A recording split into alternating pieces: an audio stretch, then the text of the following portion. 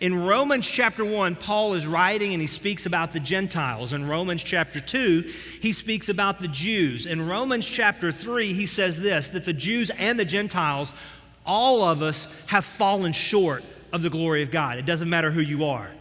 Then in Romans 4 and 5, he says, because of our sin, we're separated, and it's only going to be by the grace and the mercy of God that we can have a right standing in Him. Romans chapter 6, Paul asked a question that he knew people were thinking. He said, so if it's only grace and mercy, does that mean that I can continue in sin and just do what I want to do? I mean, after all, grace is going to cover that. And he says, no, you can't continue in sin so that grace may abound. He said, that's making a mockery of grace.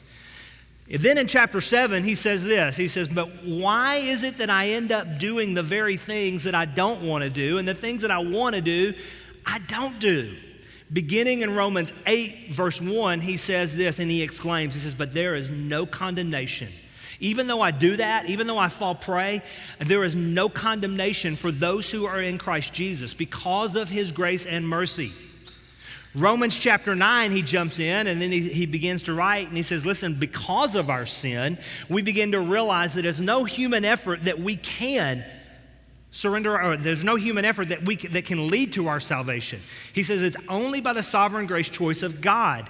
But before you get away and start thinking, well, wait a minute, if it's God's choice, then I don't have any responsibility. He comes in chapter 10 and he says this, but I want you to hear this. We are responsible before God because if we do not believe, then we are eternally separated. He says it's so important that you begin to understand this, is that there are people all across the world who do not know Jesus Christ, and it is your responsibility, church.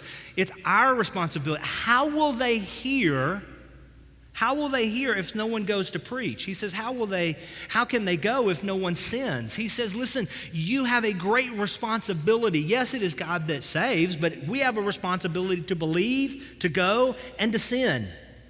And then he jumps into chapter 11 and he says, listen, it's going to look like God has hardened the hearts of the Israelites, of the Jewish people, so that the full measure of Gentiles can come in.